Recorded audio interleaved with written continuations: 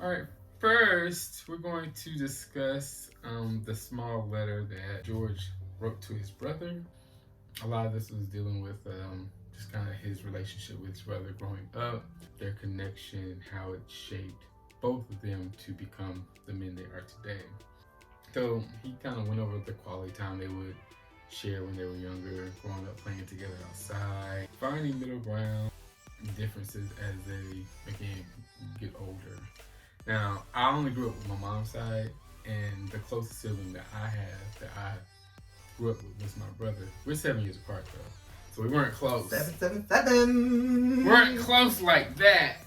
But we did play around when I was younger. We would go outside and play imagination. Of course, I was doing a bunch of that leading because you by yourself.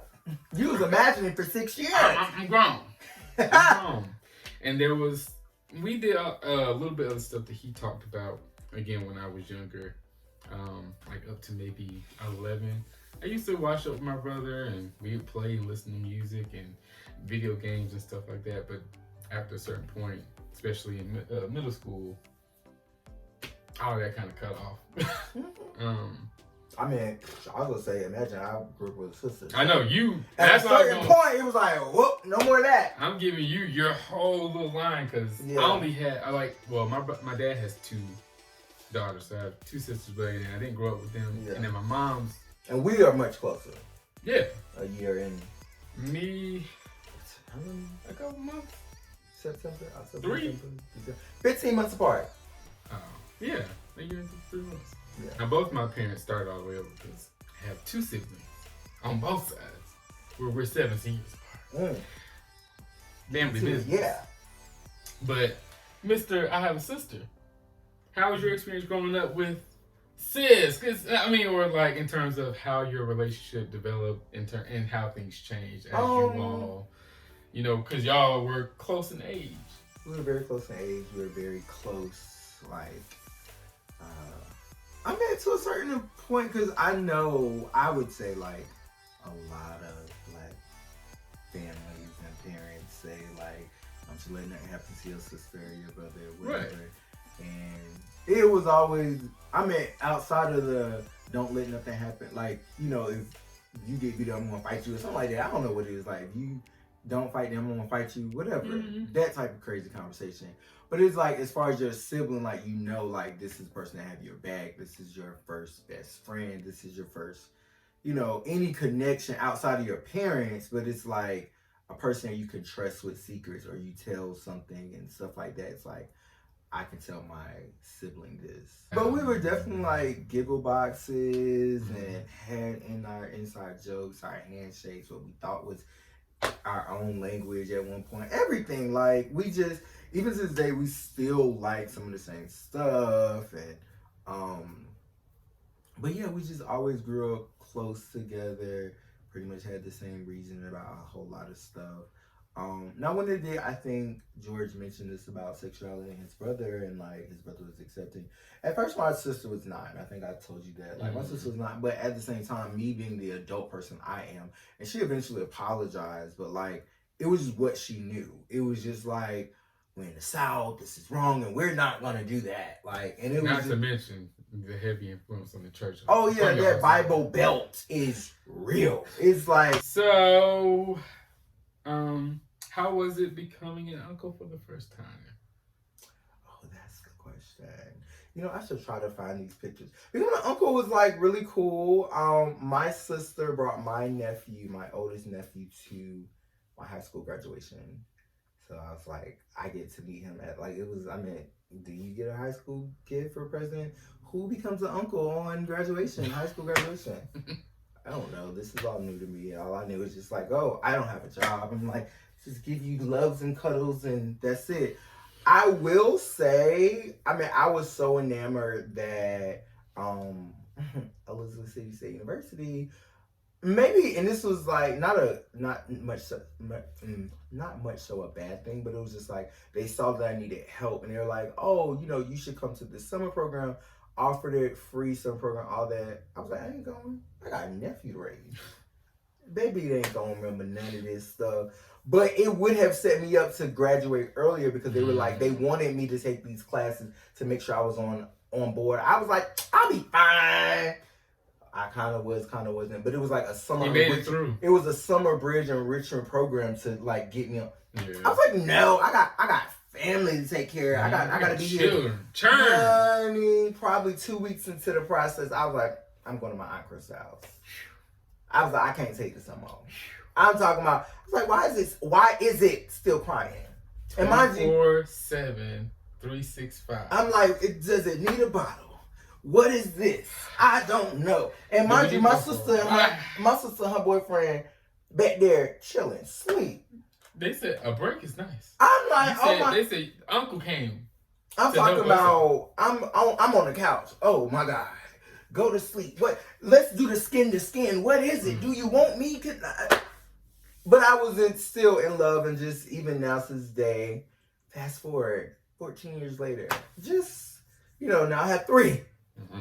But I mean, still just shocked and enamored by their thought process in their mind. Like, children are seriously resilient and smart and all this stuff. And I mean, they make me happy, and because of the cubes, I am their gunkle, proud gunkle. And this year we celebrated Gunkle Day, so I'm excited about that. And he is super gunkle.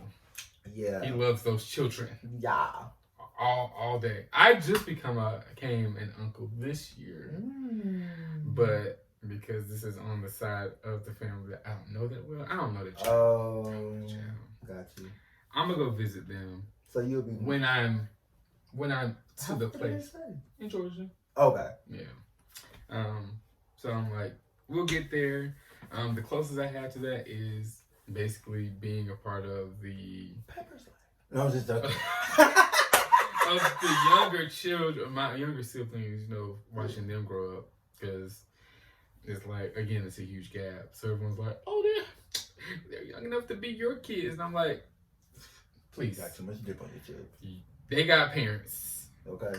That's their responsibility. I love them dearly, and I always will take care of them. I'm always thinking of ways to be invested in their lives. Like one cousin, I used to take him to the orchestra and to the symphony because he's really into music. My sister's into animation, so we got her a laptop, got her connected with another lady that does animation just so she can have a contact to help her through the process. And just being patient with my brother, because it's like, you don't have to rush if you don't know what you want to do with your life.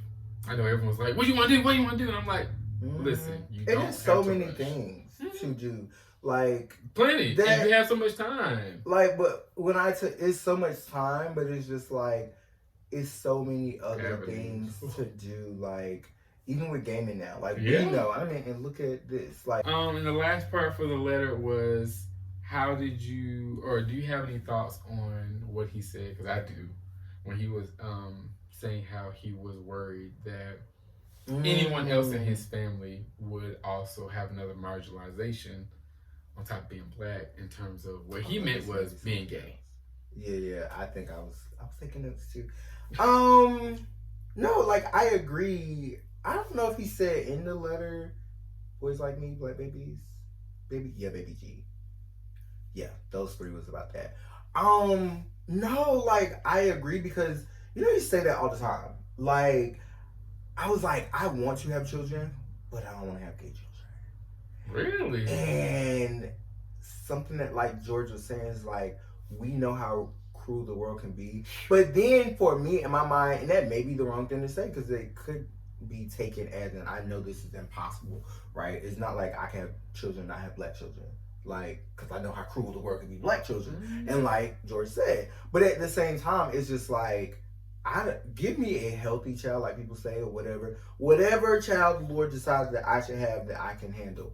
But at the same time, when we talk about children who are in the rainbow gang, it is like when we talk about layers, like with black women, just those 2 alone, that's 2 layers that are just, ooh, black women. Don't let it be LGBT and all. It's a different layer. So that's the same thing. It's like black gay children, it's like, oh my God, or black children that especially are from lived experiences. Yeah. And not saying the world is the same, but remembering and treating and being careful and cautious. Yeah. And like, I know how challenging it could be for you. Right. And then on top of that, it's just also keeping up, because I'm not saying I don't know. Like, I just got on TikTok. Ooh, again, I'm old.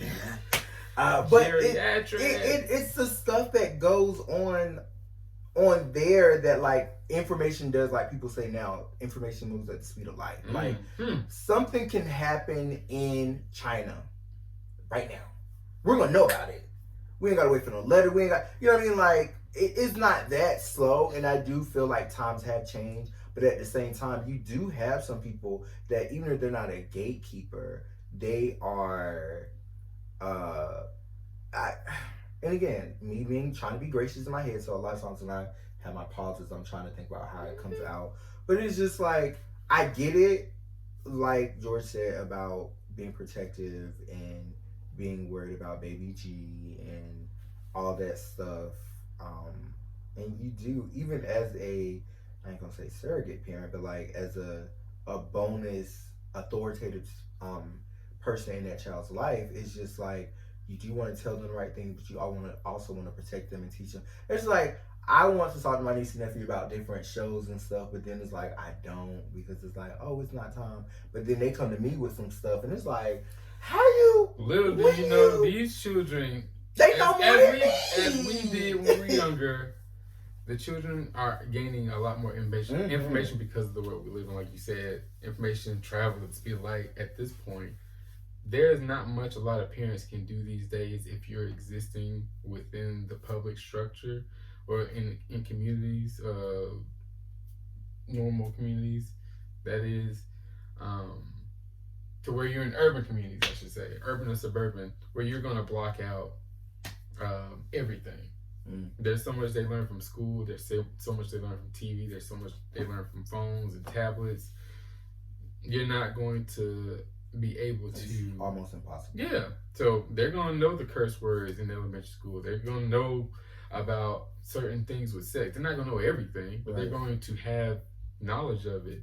And to act as if it doesn't exist would probably do more hurt than or harm than help the kids, because it's like, it is something they are curious, and once again, as is always said, children will find a way to figure it out. Whether you want to tell them no, it's not time, they gonna find out, because kids be curious, and it's funny that they gonna sneak. And it's funny that we try to do this protection thing, which again, it's only in our mind, and right, it was like, oh, I want to make sure they're safe.